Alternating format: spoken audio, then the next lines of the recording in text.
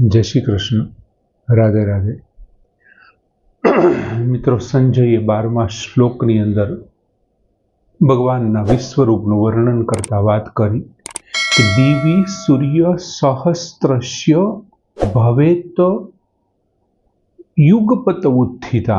1000 सूर्यो आकाशनी अंदर एक साथे उगी निकले तो भाहा सदृशम तस्य महात्मनः, ते महात्मा ते विश्वरूप परमात्माना भासः प्रकाशनु भाहा सदृशम न यदि स्यात, भाग्ये ज ते एमनी साथे थई शके, एमना जेवुं थई शके, एमना जेवो प्रकाश थई शके। कदाच 1000 सूर्य एक साथे उगी निकळे तो पण।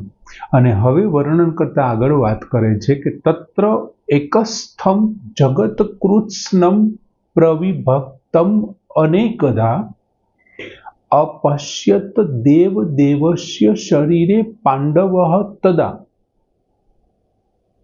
भगवाने આગળના શ્લોકમાં અર્જુનને કીધું હતું કે ઈહ એકસ્થમ પશ્ય, એવું વાત કરી હતી કે તું મારા શરીરમાં એક જગ્યાએ ચચરાચરમ પશ્ય, આખી ચર અને અચર સૃષ્ટિને જો। અને એ જ વાત હવે અર્જુન અહીં સ્વીકારે છે, એમને દેખાય છે અને એ સંજય મારફત આપણને ખબર પડે છે।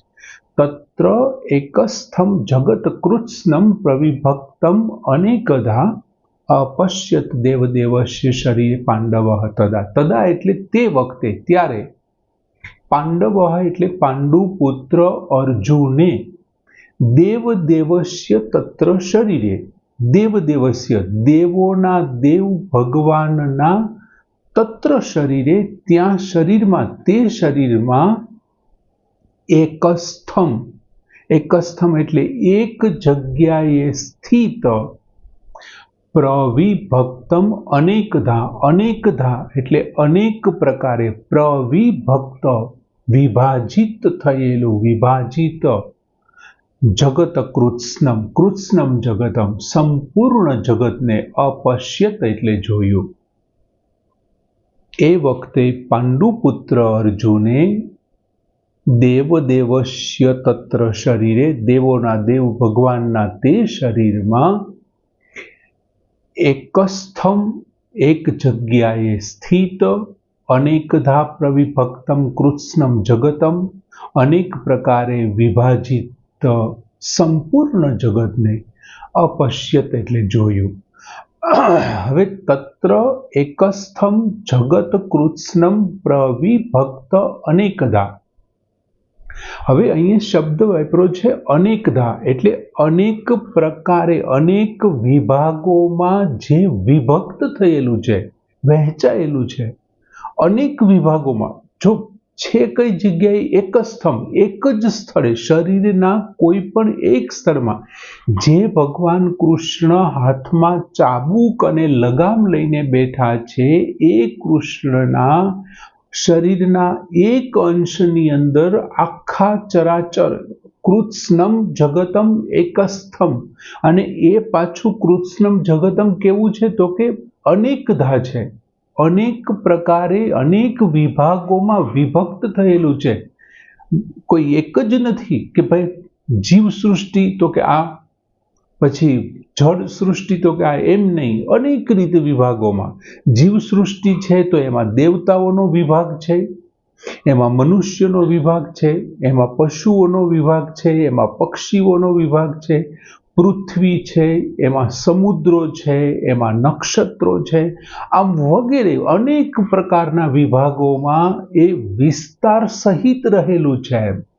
દેવતાઓ છે તો 33 કરોડ દેવતાઓ ત્યાં છે, કરોડ એટલે 33 કોટી દેવતાઓ, 33 પ્રકારના દેવતાઓ જે છે તે, જેમ 12 આદિત્યો છે, 8 વસુ છે, આપણે જે પ્રમાણે જોયું હતું, 11 રુદ્રો છે અને 2 અશ્વિની કુમારો, આ 33 દેવતાઓ। આ ઉપરાંત 49 મરુત ગણો, એ પણ એમની લક્ષ્યમાં, એમનો પણ એક વિભાગ છે। પશુ છે, પક્ષીઓ છે, सकल चराचर सृष्टिना शरीरना एक भागमां आ जे दिव्य चक्षु जे मळ्या छे अर्जुन ने, ए चराचर सृष्टि ने दिव्य चक्षुथी जोवे छे। દિવ્ય ચક્ષુથી જોયા અને વિસ્તારમાં વિવિધ પ્રકારના વિભક્તો, અનેકધા પ્રવિભક્તો, અનેક પ્રકારે વિભાજિત થયેલા.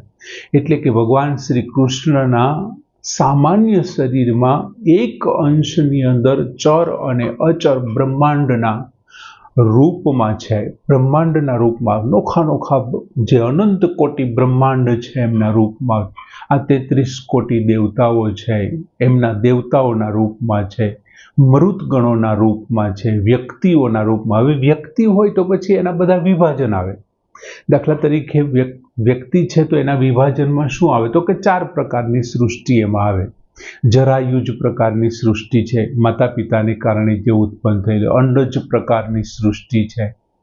ત્યાર પછી ઉદ્ભીજ પ્રકારની જે જમીનને ફાડીને નીકળી છે તે છે. ત્યાર પછી પ્રસ્વેદ પ્રકારની સૃષ્ટિ. આમ 4 વિભાજિત થયેલા, વિસ્તાર પામેલા છે.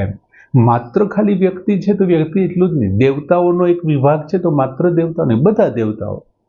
એમાં વસુઓ આવી જાય, એમાં રુદ્રો આવી જાય, એમાં અશ્વિની કુમાર, એમ બધા એમના વિભાગો છે.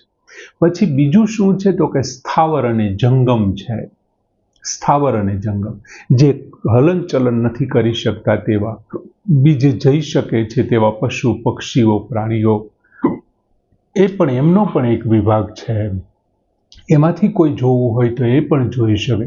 પછી નભચર છે જે આકાશની અંદર ફરી શકે છે તેવા. આ ઉપરાંત જલચર પણ છે, પાણીની અંદર ફરી શકે તેવા.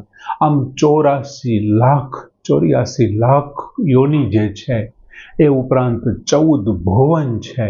આ વિભક્ત અને વિસ્તૃત થયેલા ભગવાનના શરીરમાં એકસ્થમ જગત કૃત્સ્નમ પ્રવિભક્તમ અનેકદા, અનેક પ્રકારે વિભક્ત થયેલા સમગ્ર જગત કૃત્સ્નમ, આખા જગતને. અપશ્યત એટલે જોયું. કોણે જોયું તો કે પાંડવે. કઈ જગ્યાએ જોયું? દેવદેવસ્ય તત્ર શરીરે. ભગવાન દેવોના દેવ જે છે તેમના શરીરમાં જોયું, એક જ જગ્યાએ જોયું. મિત્રો, ભાગવતની એક કથા છે, ત્યાં વિશ્વરૂપ દર્શનને થોડી વાર માટે ત્યાં રાખી. ભાગવતની અંદર એક વખત વિશ્વરૂપ ભગવાને બતાવ્યું છે. નાનપણની અંદર માતા યશોદાને ખબર પડે છે, દાવું આવીને વાત કરે છે કે ભાઈ કૃષ્ણ એ તો માટી ખાધી છે. એટલે માતા શું કરે છે? ત્યાં આવે છે. હવે તમે વિચાર કરો, અનંત કોટી બ્રહ્માંડમાંથી કોઈ એક બ્રહ્માંડને લીધું, એ બ્રહ્માંડમાંથી એક પૃથ્વી લીધી, એ પૃથ્વી ખંડમાંથી ભરતખંડ લીધું, ભરતખંડમાંથી ભરતવર્ષ લીધું, ભરતવર્ષમાંથી માથુર ખંડ લીધું, માથુર ખંડમાંથી વૃંદાવન લીધું, અને વૃંદાવનમાંથી નંદ ભવન લીધું, નંદ બાબાનું ઘર લીધું, નંદ ભવનમાંથી ફળિયું લીધું, ફળિયામાંથી કોઈ એક ખૂણો લીધો, એક ખૂણામાંથી કૃષ્ણ લીધા, કૃષ્ણના શરીરમાંથી મોઢું લીધું, અને મોઢામાંથી એના અંદરનો મુખનો ભાગ, અને એ મુખ ખોલ્યું ને ત્યારે ભગવાને એમાં બ્રહ્માંડ બતાવ્યું. એકસ્થમ જગત કૃત્સ્નમ પ્રવિભક્તમ અનેકધા. એકસ્થમ, એક સ્થાનમાં આખું બ્રહ્માંડ. માતા અચંબામાં પામી ગયા. એક જથ્થામાં બધું, એક મુખની અંદર એક જગ્યામાં બધું બતાવ્યું યાર. તો અહીંયા તો ભગવાને વિશ્વરૂપ ધારણ કર્યું છે. એટલા માટે શબ્દ વાપરો અનેકદા, અનેક પ્રકારે. ત્યાં આપણે ધાર્મિક સિરિયલો વખતે ભગવાન કૃષ્ણ મોઢું ખોલે છે ત્યારે અંદર પૃથ્વીનો ગોળો બતાવે છે કે સમગ્ર પૃથ્વી મારે, અથવા તો પૃથ્વીને સૂર્ય અને ચંદ્રના અંતે બધું બ્રહ્માંડ બતાવે છે.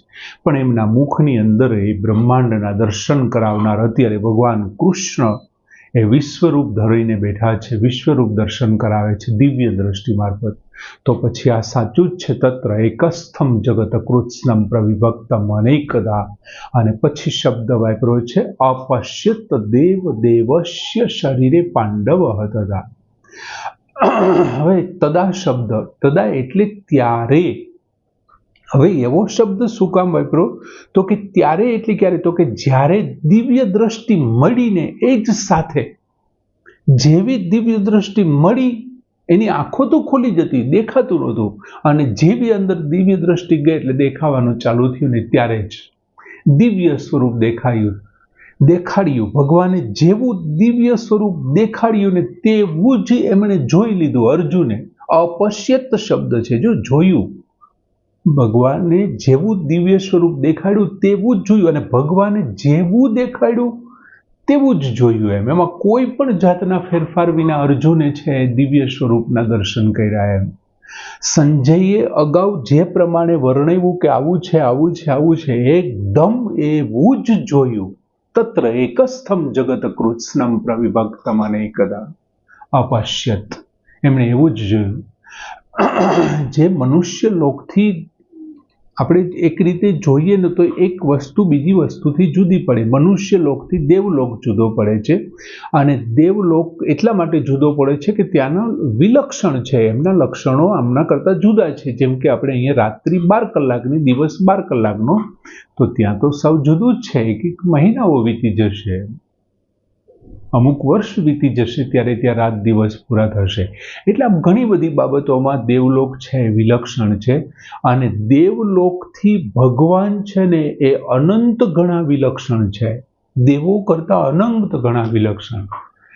એટલે દેવલોક છે એ તો પ્રાકૃત છે. દેવલોક અને બીજા લોકો છે પ્રાકૃત છે, નાશ પામનારા છે. પ્રકૃતિ વહેલા મોડી એમના ઉપર અસર કરનારી છે, જ્યારે ભગવાન છે તે પ્રકૃતિથી અતીત છે.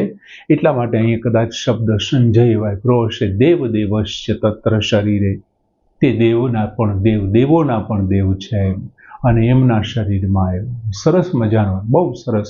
ભગવાને જે પ્રમાણે કીધું હતું કે એકસ્થમ શબ્દ, મારા એક શરીરના અંશની અંદર તું જો ચચરાચર પશ્ય, એવું કીધું હતું. એ વસ્તુ અહીં અનેકધા પ્રવિભક્તમ, અનેક રીતે વિભક્ત થયેલી અને જુદા જુદા રીતે છે. બહુ સરસ મજાનો શ્લોક કે તત્ર એકસ્થમ જગત કૃત્સ્નમ પ્રવિભક્તમ અનેકધા અપશ્યત દેવદેવસ્ય શરીરે પાંડવ તદા. અહીં પૂર્ણ કરીએ.